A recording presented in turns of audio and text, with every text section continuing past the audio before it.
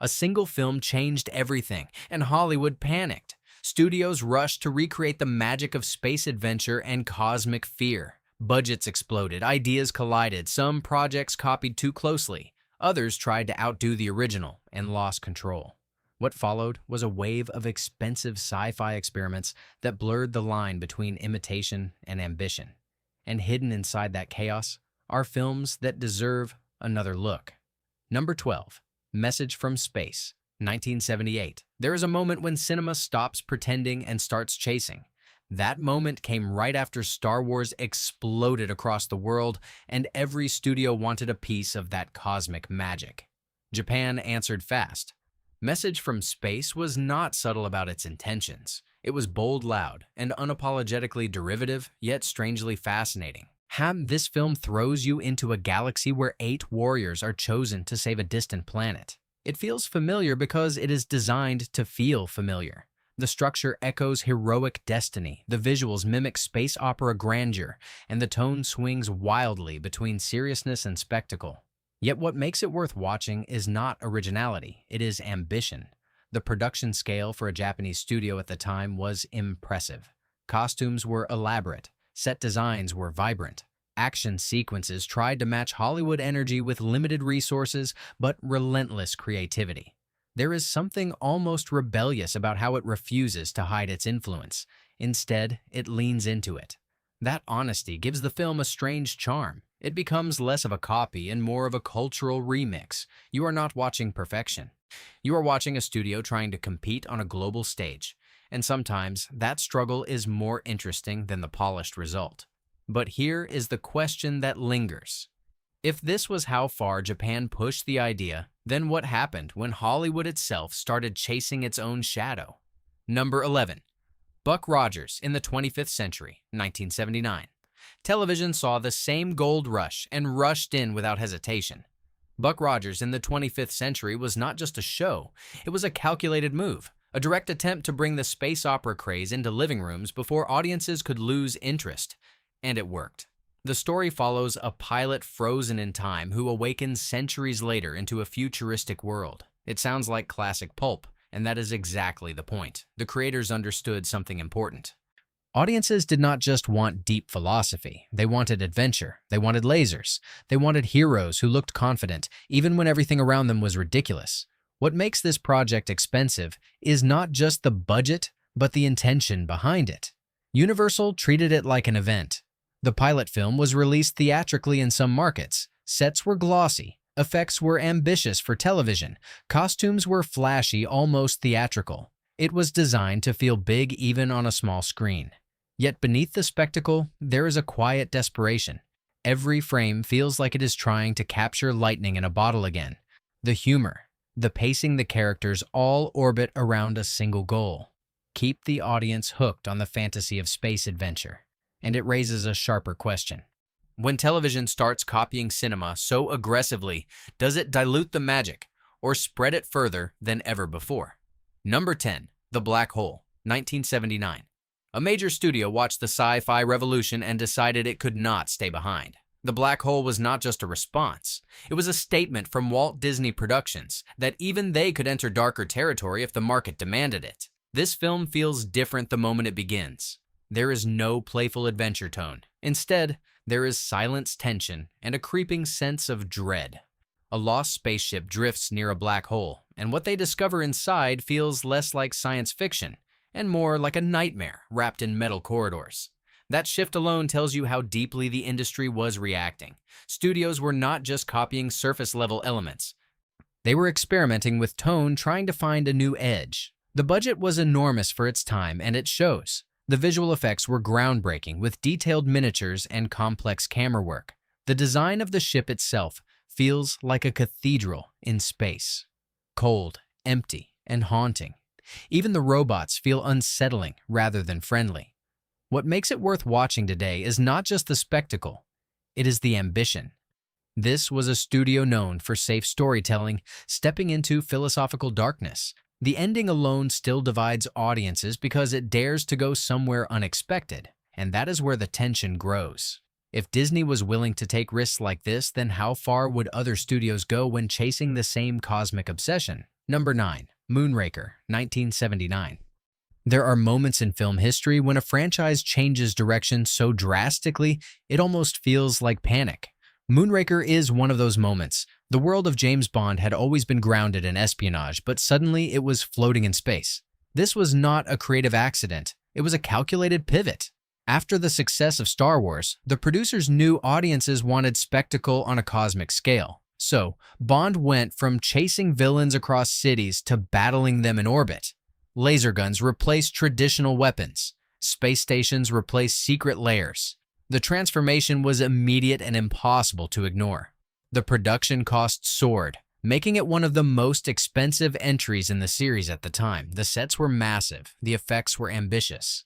The film was designed to compete visually with the biggest sci-fi blockbusters of the era, and in many ways, it succeeded. The scale feels enormous even today. Yet beneath that spectacle lies something fascinating. This is a film caught between identities. It wants to remain a spy thriller, but it also wants to be a space epic. That tension gives it a strange, unpredictable energy. Sometimes it feels ridiculous. Sometimes it feels daring. And that contradiction leads to a deeper question. When a franchise bends itself to follow a trend, does it lose its identity, or does it reveal how flexible it really is? Number 8. Damnation Alley, 1977. Not every studio chose the stars as their battlefield. Damnation Alley pushed the sci-fi boom into a scorched and dying Earth where survival replaced exploration. Released alongside Star Wars, it revealed how quickly the industry began experimenting with different angles of the same craze. The narrative follows a group of survivors crossing a ruined America after nuclear disaster. It is simple on the surface, yet driven by a clear intention. Deliver scale, deliver danger, deliver a world that feels larger than life even when it is collapsing. The studio invested heavily in practical effects and one towering centerpiece. The Landmaster vehicle dominates the screen with mechanical weight and presence. It feels real because it was built to be real. Storms tear across the sky in unnatural patterns. Creatures emerge that feel more like warnings than enemies. The environment itself becomes the threat. That choice gives the film an edge many imitators lack. Instead of copying space battles, it creates a journey where the planet itself turns hostile. What keeps it compelling is that raw ambition. The story may stumble, but the vision refuses to play safe. Every scene tries to show a future that has lost control, and that creates a lingering tension. If Earth becomes this unforgiving, then escape is no longer a dream. It becomes a necessity. Number 7. Star Trek, the motion picture, 1979. A different kind of response arrived when Star Trek, the motion picture, entered production. This was not imitation. This was a franchise refusing to be left behind after Star Wars changed the rules. Before the explosion of modern sci-fi, Star Trek had already shaped the genre, yet suddenly it felt small. Paramount reacted by expanding everything. The budget increased. The visual effects became more intricate. The Enterprise was redesigned to feel majestic and cinematic. Even its introduction is treated like a moment of reverence. The pacing moves in a different direction. Instead of fast action, the film leans into quiet observation influenced by 2001, A Space Odyssey. Long sequences focus on discovery rather than conflict. The threat is mysterious rather than explosive. It asks questions about intelligence technology and what it means to evolve beyond human limits. That approach divided audiences. Some expected excitement and found patience instead. Others saw a deliberate attempt to elevate the genre into something more thoughtful. And this tension reveals something deeper. When a studio responds to a trend, it can follow the noise or challenge it. The choice defines whether the result fades away or stays part of the conversation. Number 6. Flash Gordon, 1980. A loud and fearless response arrived with Flash Gordon, which refused to mimic the grounded tone of Star Wars and instead pushed spectacle into pure fantasy. Backed by Dino De Laurentiis, the production aimed to compete on scale while standing apart in style. The visual identity is impossible to ignore. Colors explode across the screen. Costumes shine with exaggerated flair. Sets feel theatrical and deliberately artificial. This is not a universe that wants to convince you it is real. It wants to overwhelm you with imagination. That choice transforms what could have been a direct imitation into something uniquely bold. The budget supported massive set construction and elaborate design choices that fill every frame with detail. Even the soundtrack refuses to fade into the background. Queen delivers music that drives the energy forward and gives the film a pulse that never slows down.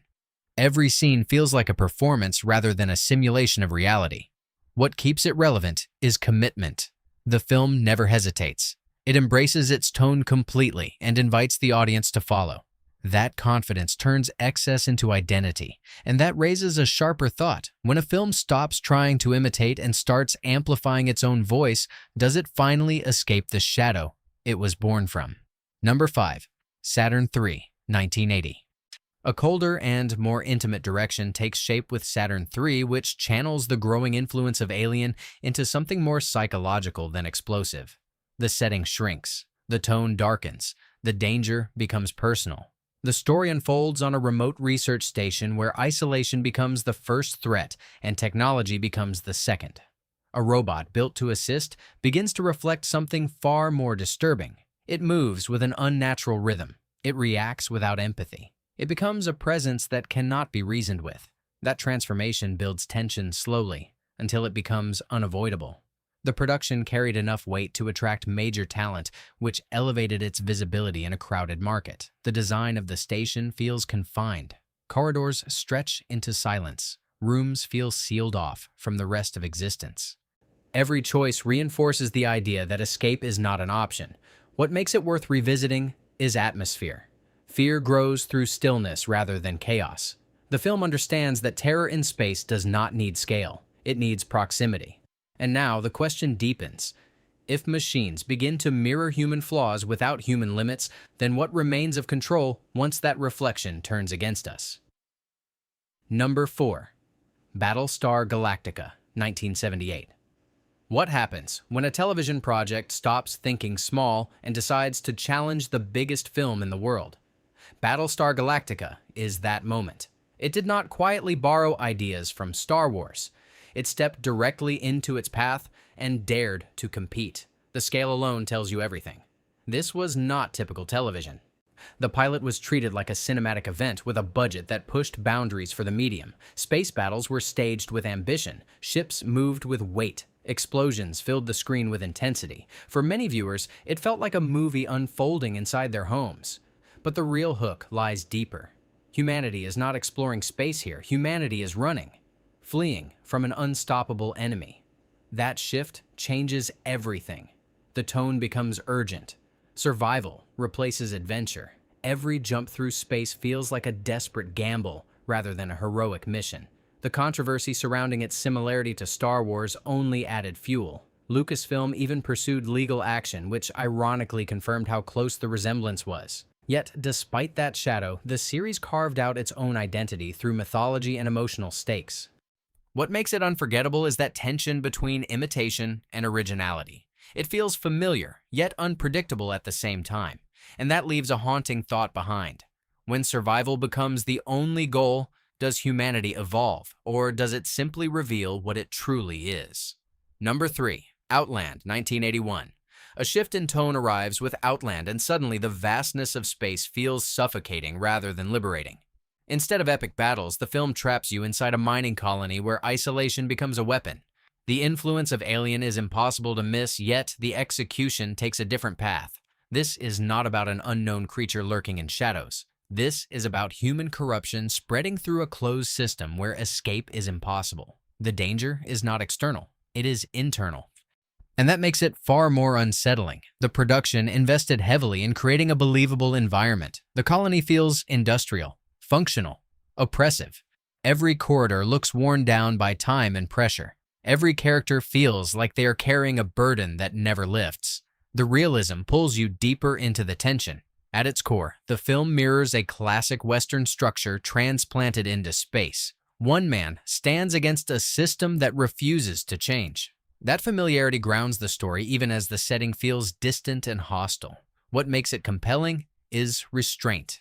It does not rely on spectacle. It relies on atmosphere and moral conflict. The silence between confrontations carries as much weight as the confrontations themselves, and that leads to a sharper realization. Space may be infinite, but the problems that follow humanity into it remain painfully confined. Number 2. Ice Pirates, 1984. A strange shift happens here. Instead of chasing the seriousness of space epics, Ice Pirates flips the formula and exposes it. This is what happens when a studio looks at the sci-fi craze and decides to play with it instead of worship it. The influence of Star Wars is still everywhere. Spaceships, rogue heroes, distant empires, and endless chases through the void. But the tone is different. It is unpredictable. It is chaotic. It refuses to take the universe too seriously, and that makes it stand out in a landscape filled with heavy imitation. The production still carries a noticeable budget. Sets are expansive. Costumes are detailed. Effects aim for spectacle even when the story leans into absurdity. That contrast creates a unique energy. One moment you are watching a classic space chase. The next moment, the film undercuts its own seriousness with humor that feels almost rebellious. What makes it worth watching is that self-awareness. It understands the rules of the genre and then bends them without breaking the experience. The pacing moves fast. The world keeps expanding. Characters feel like they belong in a myth, yet behave like they know it is all a performance. And then the idea becomes clearer. When a genre becomes so dominant that it can be parodied at this scale, it has already taken over the imagination of an entire generation. Number 1. Alien, 1979. Everything changes here. Alien does not chase a trend, it creates one, and in doing so, it reshapes what sci-fi could be. The setup feels simple at first. A crew travels through space, a signal is detected, a decision is made that cannot be undone, but the execution turns that simplicity into something terrifying. Space is no longer an adventure. It is a void filled with unknown threats. The ship becomes a prison. Silence becomes a warning. The production pushed boundaries in every direction. The design of the creature remains one of the most disturbing creations ever put on screen. The environment feels industrial and claustrophobic. Every sound, every shadow, every movement builds tension that never fully releases. This is not spectacle. This is controlled fear. What makes it unforgettable is precision. Nothing is wasted. Every moment adds pressure. Every decision has consequences. The film understands that true horror comes from anticipation rather than excess. And this is where the entire story circles back. While other studios tried to imitate success, this film defined it. It proved that science fiction could be intimate, terrifying, and deeply human all at once. Because in the end, the real threat was never just the creature. It was the realization that space does not care if you survive. These films were born from imitation but survived through ambition. Some chased trends while others reshaped them in unexpected ways. Now, it is your turn to decide which ones truly stand out. Watch them again and see if the line between rip-off and classic was ever as clear as it seemed.